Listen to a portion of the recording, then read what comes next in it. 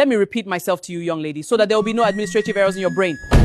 In this family, we do not marry corporate tigers. We marry submissive wives. If you think you will enter my son's house and be waking up by 5 a.m. to chase boardroom meetings while my son's breakfast is left in the hands of a common housemaid, you are living in a massive spiritual delusion. Mama, with all due respect, my career is not a hobby. I have spent 10 years of blood, sweat, and academic brilliance building my position in that firm. Ifeanyi met me as an executive director, and he celebrated my ambition. My work does not stop me from loving or honoring your son.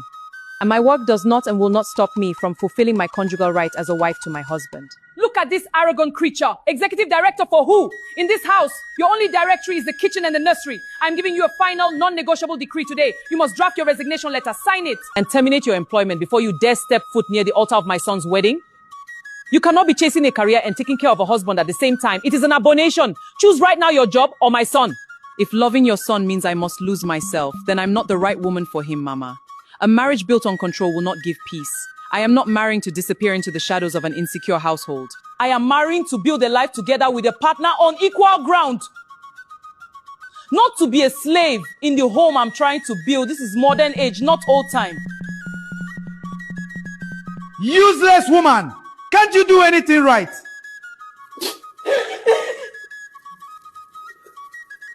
You talk about equal ground? What do you know about building a home, you shallow child? When I married Ifeanyi's father, I was a qualified teacher with dreams. But the day I entered his compound, my mother-in-law commanded me to drop my books and face the farm. I knelt down, I submitted, I suffered, and I gave up my identity to raise my son into the giant he is today. Why should you enjoy a soft life when I had to bleed to build the estate? And that is where the tragedy lies, Mama. You were broken by an oppressive system, and now you want to use the pieces of your broken past to lacerate my future. You think that because you suffered an identity amputation, I must also mutilate my destiny to qualify for your son's ring. No, Ma, Ifeanyi is a giant because he was raised by a strong woman, and he deserves a strong woman by his side, not a silent shadow. Shut up that toxic mouth! You are a rebel! You are a monitoring mirror sent to destroy my investment! What is going on here? Why is there so much heat and shouting in this parlor? Amara, why are your hands shaking? Mama, what is the meaning of this drama?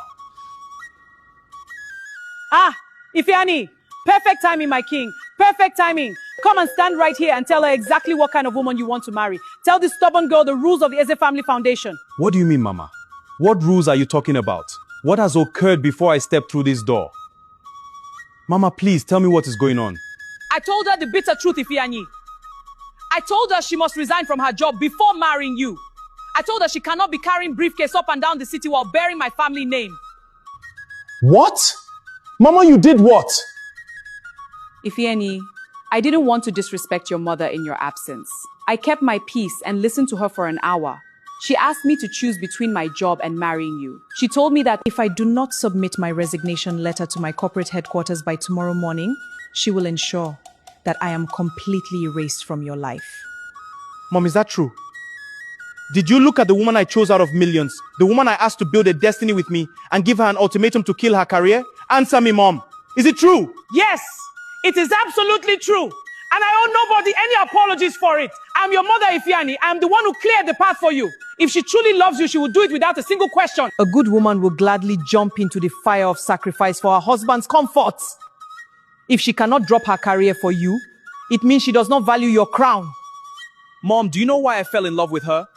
Do you actually know why I walked past every other woman in this city and put a diamond ring on Amara's finger? It wasn't because I wanted a maid to fry my plantains or a silent statue to sit in my living room.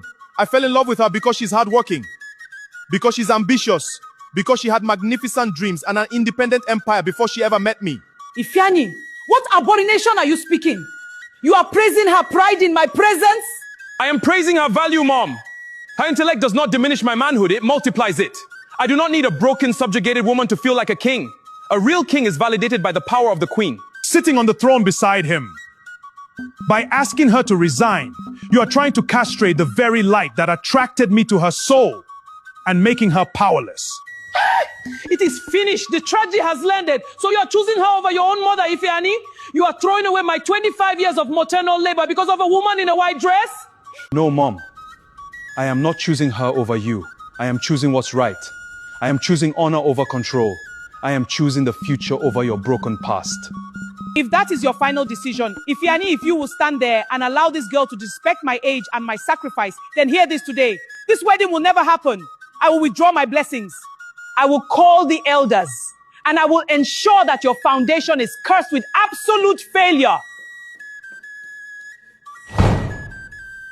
Look at this structural boundary very carefully, my beautiful digital community, strategic African mothers, and every young man standing at the intersection of traditional tyranny and modern honor. You did not raise yourself, and your mother deserves your absolute care and respect, but let me deliver the ultimate, unedited truth to your souls.